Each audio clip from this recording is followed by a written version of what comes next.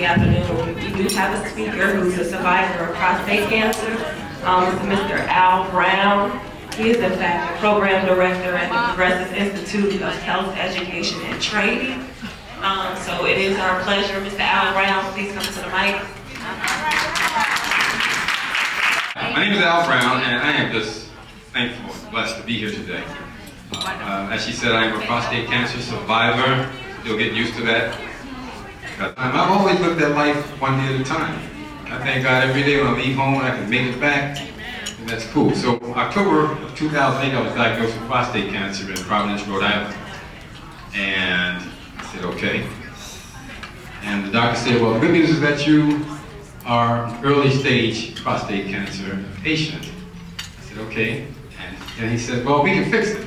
I said, okay. Anyway, he was talking about cutting out my prostate. They tried to give me hormones to turn me into something less than a man in my mind. Told me I would have symptoms like a woman. I said, I don't want to be a woman. I like being Al, not Alice.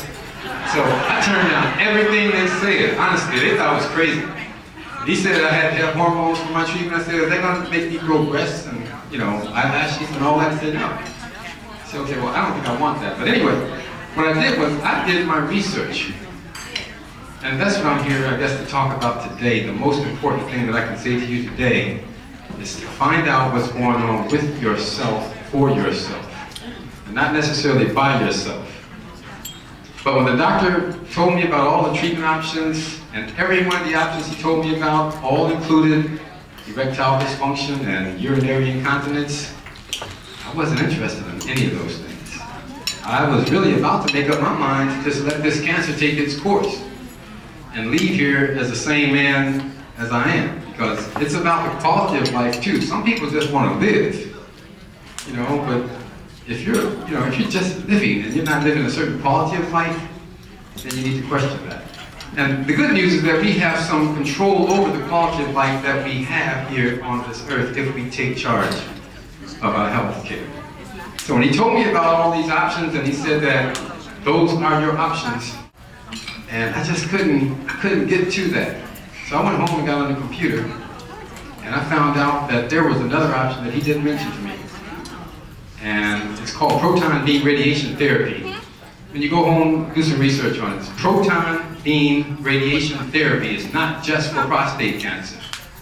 It's one of the newest treatments for cancer, and it's used widely for pediatric cancer, spinal cancer, localized breast cancer, and prostate cancer.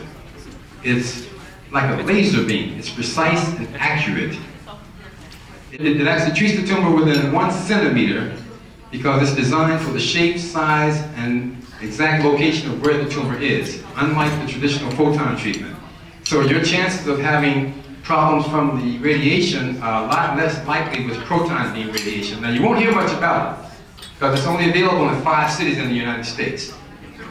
Currently, they're building one here in Cook County at DuPage County and 4 other cities, so there will be 10 facilities around the country. But if you're a male and you've got prostate cancer, your doctor probably is not going to mention it to you because he can't perform the treatment.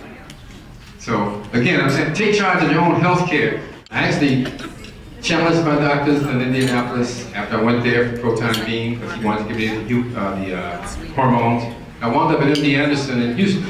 And when I got to MD Anderson, I came back and forth last year doing these workshops and symposiums while I was going through treatment. My anniversary date is May 1st. I've had 38 treatments for 7.5 weeks. I haven't had a down day. Okay? You know, I was thankful to God and to my doctors. So when I went back for my follow-up, I was thankful to the doctor. I said, man, I want to thank you all. I appreciate how great a job you did. And he said, you know, we would love to take credit. He said, but it wasn't us who did it. He said, it was you. He said, you didn't have time to feel sorry for yourself. You didn't have time to be sick. I don't even think you realized that you were in danger. And he's probably right, because I didn't have time to worry about dying. I'm too busy concentrating on living. So I want everybody here to think about that. Think about what's really important to you, and do you really take the proper time to pay attention to the things that are truly important? Or does something drastic have to happen first to get your attention and make you realize and appreciate the things that are most valuable to you? You know, I found out that over 90% of the prostate cancer has been directly linked to our diets, foods that we eat. You know, we spend like 17% of our income on healthcare and 5% on food. 40, 50 years ago, that was the opposite. So why is it that we can eat cheaper than anybody in third world countries and everywhere else here in the United States? Because the foods that you're eating is what's killing you. We are defeating ourselves with the foods that we eat. And I'm not trying to point fingers at anybody, because it's not about that. I'm doing what I got to do for me. I suggest you do the same for you. It's all about information. But when you're eating all the fat foods and all the grease, the sugar, the salt, and all these things, they're destroying your health. They're destroying your life. They're destroying your income. Because if you don't pay for the health care up front, you're going to pay for it on the end anyway. So start paying attention to the foods that we eat. I can't stress it enough. When I went to the doctor, he said one of the worst things for a black man to eat is fried foods. And the worst fried food, check this out, for a black man to eat, is fried chicken. Fried chicken. Okay? The skin of the chicken is the worst culprit for cancer, cholesterol, and all these different things. And just think about it. If you're eating something that's destroying you, that's killing you, and you know it, then why are you eating?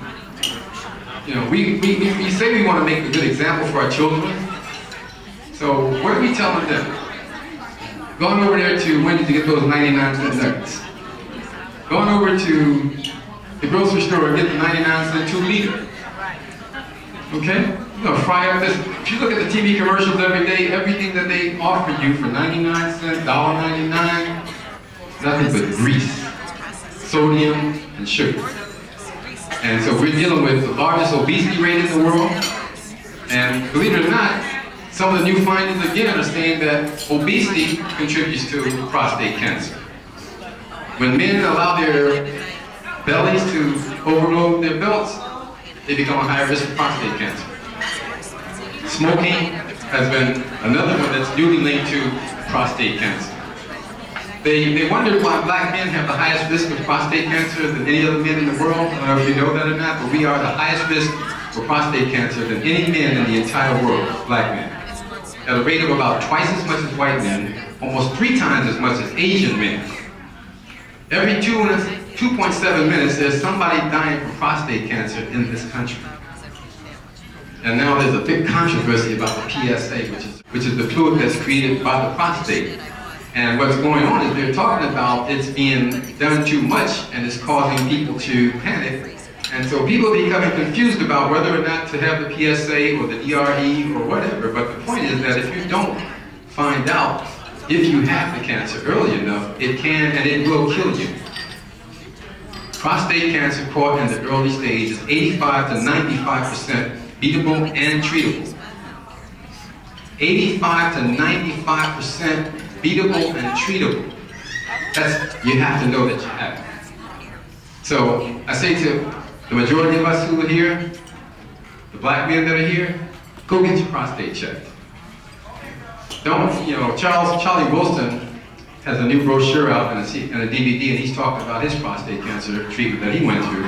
And he's talking about how black men are ashamed to go and get the doctor's finger. You know, get over it.